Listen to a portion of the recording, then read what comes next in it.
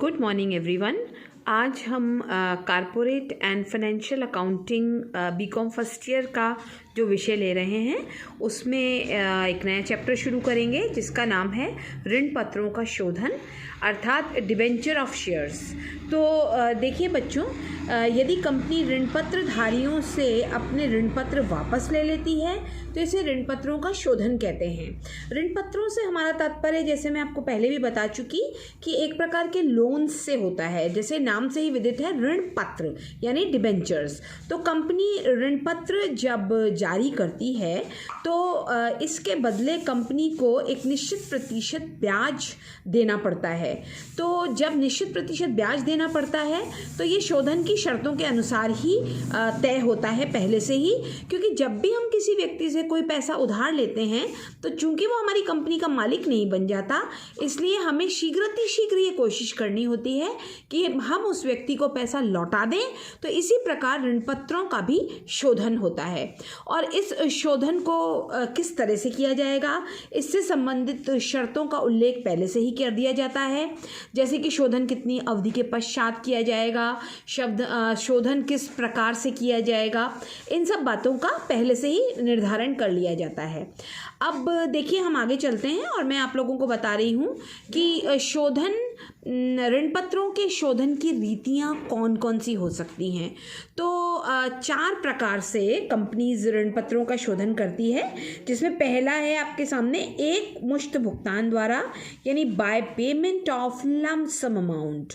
Lump sum amount में company क्या करती है कि ऋण पत्रों का शोधन एक निश्चित अवधि के पश्चात एक मुश्त राशि में कर देती है। जैसे यदि कंपनी ने 25 लाख रुपए के ऋण पत्र मार्केट में निकाले हुए हैं और वो 20 साल के लिए निकाले हैं, तो 20 साल के पश्चात कंपनी पूरे के पूरे 25 लाख रुपए ऋण पत्रधारियों को लौटा देगी और उनके ऋण पत्रों का कैंसिलेशन हो जाएगा, यानी कि सारे के सारे पैसे दे दिए जाएंगे। या फिर यदि कंपनी उन्हें ऋण पत्रधारियों को कैंसिलेशन किसी और तरीके से करती है तो भी एक साथ कर देगी। देखिए, इसमें 2 तरीके हैं ऋण पत्रों का शोधन जब कंपनी एकमुश्त करती है। पहला है पूंजी में से शोधन, यानी कि कंपनी अपनी कैपिटल में से उनको धनराशि लौटा दे और डिबेंचर्स को कैंसिल कर दे।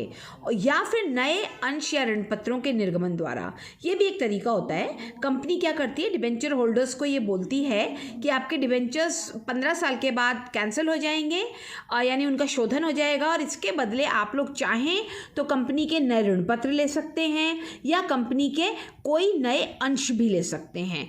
और दूसरा पॉइंट है संचित लाभों में से शोधन, यानी आउट ऑफ एक्यूमुलेटेड प्रॉफिट। जब कंपनी के पास बहुत सा पैसा इकट्ठा हो जाता है प्रॉफिट्स के रूप में, तो कंपनी ऋण पत्रों का शोधन कर देती है, क्योंकि ऋण पत्रों पर कंपनी को एक मुश्त ब्याज देना पड़ता है। सो इट्स बेटर कि जितनी जल्दी हो सके इनका रिडम्पशन हो जाए, ये सोच के कंपनी उन लाभों से डिबेंचर होल्डर्स का पैसा लौटा देती है। और एक मुश्त शोधन के बाद देखिए, दूसरा तरीका है वार्षिक किश्तों द्वारा शोधन, यानी कंपनी प्रति वर्ष डिबेंचर होल्डर्स का कुछ पैसा लौटाती चली जाती है। और देखिए, जैसे कि कंपनी ने 20 साल के लिए ऋण पत्र जारी किए, तो 10 साल के पश्चात कंपनी ने 10% अमाउंट डिबेंचर होल्डर्स का लौटाना शुरू कर दिया और 10 ईयर्स के बाद सारा का सारा शोधित हो गया। और थर्ड पॉइंट है खुले बाजार में क्रय द्वारा, by purchase in open market. इसमें कंपनी क्या करती है बच्चों कि अपने ही डिबेंचर्स को ओपन मार्केट में जाकर खरीदना शुरू कर देती है। और जब ये डिबेंचर्स को कंपनी खरीदती है तो ऐसी कंडीशन में अपने आप डिबेंचर होल्डर्स जो हैं वो जब उसको बेचते हैं तो उनका कैंसिलेशन हो जाता है और कंपनी के पास डिबेंचर्स वापस आ जाते हैं। चौथा पॉइंट है अंशों या ऋण पत्रों में परिवर्तन द्वारा, bye conversion in shares and debentures, यानी कि कंपनी डिबेंचर होल्डर्स को मनी ना देकर उन्हें उतने ही अमाउंट के कोई नए शेयर्स दे देती है या उतने ही अमाउंट के कोई नए ऋण पत्र दे देती है। तो इस प्रकार वो पुराने डिबेंचर्स तो कैंसिल हो जाते हैं और लोगों के पास नए डिबेंचर्स आ जाते हैं, तो वो न्यू डिबेंचर होल्डर्स बन जाते हैं और नई शर्तों के साथ उन्हें वो डिबेंचर मिलते हैं, या फिर वो नए शेयर्स ले लेते हैं कंपनी के और वो कंपनी के क्या बन जाते हैं, शेयर होल्डर्स बन जाते हैं। यानी कि इस प्रकार ऋण पत्रों का शोधन जो है वो कौन कौन से साधनों से हुआ। पहला तो हुआ पूंजी में से शोधन या नए अंश व ऋण पत्र निर्गमित करके शोधन, दूसरा हो गया संचित लाभों में से शोधन, और तीसरा हो गया परिवर्तन द्वारा शोधन। इसे देखिए हम एक चार्ट के रूप में समझ सकते हैं बच्चों। पहला है ऋण पत्र का शोधन कैसे होगा, एकमुश्त भुगतान द्वारा, जिसमें दो प्रकार आपने देखे। एक तो नई ऋण पत्रों को निर्गमित करके शोधन करा और एक संचित लाभों में से दिया। संचित लाभों में से देंगे तो एक तरीका है शोधन कोष बना लिया और एक तरीका क्या है, ऋण पत्र शोधन कोष पॉलिसी के जरिए डिबेंचर होल्डर्स का पैसा दिया।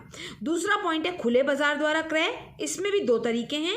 एक तो कंपनी क्या करती है, रद्द करने के लिए क्रय करती है, यानी कि डिबेंचर होल्डर से डिबेंचर्स खरीदे और उन्हें रद्द ही कर दिया। और दूसरा विनियोग के रूप में, यानी कि अपने पास उन्होंने रखे रहे डिबेंचर और कुछ समय के पश्चात वापस से ओपन मार्केट में उन्हीं डिबेंचर्स को बेच दिया। और तीसरा पॉइंट अपन ने देखा है अंश व ऋण पत्रों में परिवर्तन द्वारा। इसके अंतर्गत कंपनी क्या करती है कि ऋण पत्रों का शोधन करने के लिए वो डिबेंचर्स तो कैंसिल कर देती है और कई नए तरीके के डिबेंचर्स पुराने डिबेंचर होल्डर्स को दे देती है या अंश दे देती है। इस प्रकार अपन ने देखा कि ऋण पत्र शोधन की प्रक्रिया क्या होती है।